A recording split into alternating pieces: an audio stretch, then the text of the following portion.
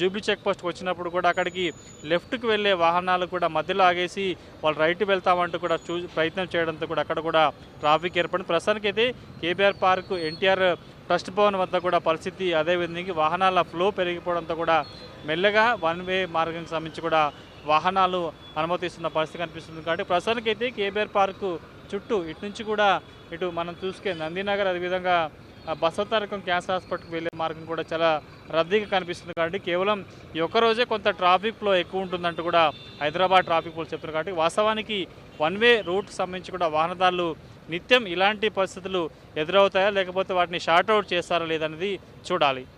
ఈరోజు ఉదయం నుంచి కేబీఆర్ పార్క్ చుట్టూ 5 కిలోమీటర్ల వన్ వే ప్రారంభమైంది. కానీ మొదటి రోజు వాహనాల రద్దీ ఎక్కువ ఉండడంతో కూడా కేబీఆర్ చుట్టూ వన్ వే మార్గంలో ప్రయాణించే వాహనదారులు తీవ్ర ఇబ్బందులు పడుతున్న పరిస్థితి. కొంతమంది వాహనదారులు వారికి సంబంధించిన ఈ వన్ వే సైన్ బోర్డులు సరిగా గమనించకపోవడం, వచ్చిన తర్వాత కొన్ని చోట్ల పనులు సాగడం, ఆ తర్వాత అటు ట్రాఫిక్ ఫ్లో, ఎందుకంటే వీటికి కేబీఆర్ చుట్టూ 5 కిలోమీటర్ల మార్గం సంబంధించి కూడా 5 ఎంట్రన్స్ పాయింట్లు ఉండడం, ప్రధాన కూడలు ఉండడంతో కూడా అక్కడ నుంచి వాహన రద్దీ ఒకటేసారిగా పెరిగిపోవడంతో వన్ వే మార్గంలో ట్రావెల్ చేసే వాహనదారులు కూడా తీవ్ర ఇబ్బందులు పడుతున్న పరిస్థితి కనిపిస్తుంది. ఈరోజు ఉదయం 6 గంటల నుంచి ఇటు హైదరాబాద్ ట్రాఫిక్ పోలీసులు వన్ వే మార్గాన్ని ఇంప్లిమెంట్ చేశారు. కానీ మొదట 2-3 గంటల పాటు కొంత ప్రశాంతంగా వాహన ఫ్లో సాగినా కానీ ఆ తర్వాత 10-11 తర్వాత కూడా ఒకసారిగా ఫ్లో పెరిగిపోవడం, మధ్యాహ్నం కావడంతో వాహనదారులు ఈ వన్ వే మార్గంలో చుట్టూ 5 కిలోమీటర్లు తిరుగుతూ వారి గమ్యస్థానం చేరుకోవడం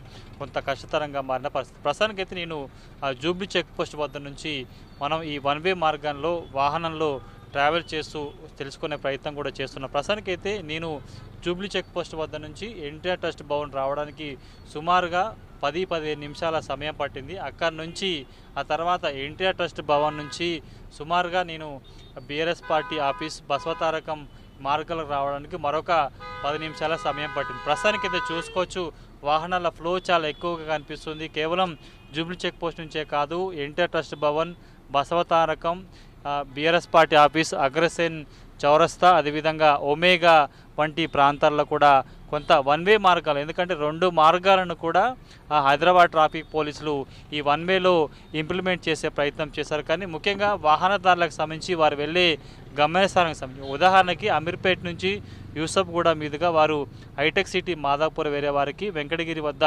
స్పష్టమైన సైన్ బోర్డుని ఏర్పాటు చేశారు. వారు ఆ కుడివైపు నుంచి ఎటు డైమండ్ హౌస్ మీదుగా వెళ్ళే అవకాశం కనిపిస్తుంది. చాలామందికి అక్కడ అవగాహన లేకపోవడంతో వాహన ఫ్లో సంబంధించి కూడా అంతా ఒక్కసారిగా జూబ్లీ చెక్ పోస్ట్ మీదకి రావడం, ఆ తర్వాత అక్కడ నుంచి ఎన్టీఆర్ ట్రస్ట్ భవన్ మీదుగా అగ్రసేన్, అదేవిధంగా బసవతారకం, ఇటు ఒమేగా హాస్పిటల్, అదేవిధంగా ఫిలిం నగర్ రోడ్ నెంబర్ 45కి రావడానికి ప్రస్తుతానికైతే ఈ వాహనాల ఫ్లోలో కూడా చిక్కొని ఇబ్బందులు పడుతున్న పరిస్థితి కనిపిస్తుంది. కుడివైపు ఎడంవైపు అదే పరిస్థితి అయితే కనిపిస్తుంది. చాలా చోట్ల ఈరోజు వన్ వేని ఇంప్లిమెంట్ చేసేందుకు 400 మంది పైగా పోలీసులు ఈ 5 కిలోమీటర్ల మార్గంలో కూడా వారు బందోబస్తు ఏర్పాటు చేశారు. వచ్చిపోయే వాహనాలకు సంబంధించి కూడా వారికి మార్గం చూపించేందుకు కొంత వారికి సైన్ బోర్డులు తెలియజేసే విధంగా వారు ఏ విధంగా వెళ్ళాలి, ఏ లైన్లో వెళ్తే ఎటువైపు వెళ్తారు, ఎక్కడ లైన్ చేంజ్ అయితే ఈజీగా వారి గమ్యస్థానానికి చేరుకుంటారో చూపించే ప్రయత్నం చేశారు. కానీ ఒక్కసారిగా ఈరోజు అనూహ్యంగా ఈ 4-5 ప్రధాన కూడల నుంచి కూడా వన్ వేకి వచ్చే మార్గాలలో చాలా ఫ్లోటింగ్ పెరిగిపోవడంతో వాహనదారులు తీవ్ర ఇబ్బందులు పడుతున్నారు. ముఖ్యంగా 8 గంటల నుంచి 11 గంటల ప్రాంతంలో ఇటు హైటెక్ సిటీ, మాదాపూర్, కొండాపూర్ వెళ్లాల్సిన వాహనదారులు అయితే తీవ్ర ఇబ్బందులు పడ్డారు.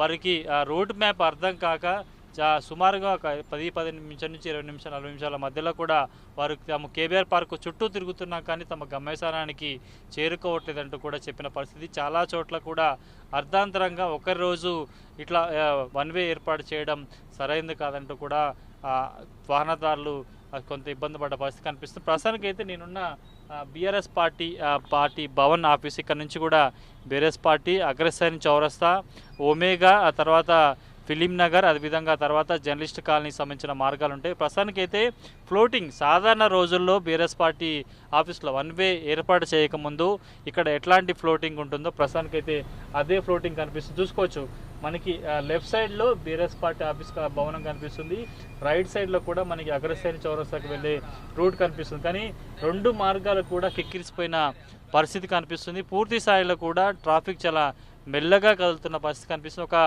5 కిలోమీటర్ల మార్గాల్లో ట్రావెల్ చేయాలంటే సుమారుగా 30 నుంచి 40 నిమిషాల సమయం కూడా పడుతుంది. కేవలం టూ వీలర్ వాహనాలు మాత్రమే కొంత వాళ్ళు చాలా ఫాస్ట్‌గా మూవ్ అయ్యే పరిస్థితి కనిపిస్తుంది. కానీ మిగతా ఫోర్ వీలర్ సంబంధించిన వాహనదారులు, ఆటోదారులు మాత్రం చాలా తీవ్ర ఇబ్బందులు పడుతున్న దృశ్యాలు మనకి చాలా చోట్ల కనిపిస్తున్నాయి. కాబట్టి మొదటి రోజు వన్ వే సంబంధించిన అమల్లోకి వచ్చింది 2 ఏళ్ల పాటు. ఎందుకంటే సుమారుగా 2 సంవత్సరాల 4 నెలల పాటు కూడా ఈ సుమారుగా 1000 కోట్ల పైగా 7 వంతెనలు, 7 అండర్ పాస్లతో కూడా ఎస్సిటీ పనుల్లో భాగంగా తెలంగాణ ప్రభుత్వం ఈ సంబంధించిన పనులు వేగవంతం చేసినట్టుగా చెప్పుకోవచ్చు. దీనికి సంబంధించి గడిచిన కొద్ది రోజులుగా కొన్ని చోట్ల మెయిన్ పిల్లర్స్ ఏర్పాటు చేశారు. కానీ మరింత ఫ్లోగా చాలా వేగంగా నిర్మాణం జరగాలంటే కూడా కొంత వాహనాల ఫ్లోను తగ్గించేందుకు చాలాసార్లు ఎక్సర్సైజ్ చేసి 2 సార్లు ట్రయల్ రన్ ఏర్పాటు చేసి కూడా ఎట్టకేలకి ఈరోజు వన్ వే మార్గాన్ని ఇంప్లిమెంట్ చేసినా కానీ వాహనదారులకు ఇబ్బందులు తప్పట్లేదు. కాబట్టి మొదటి రోజు కొంత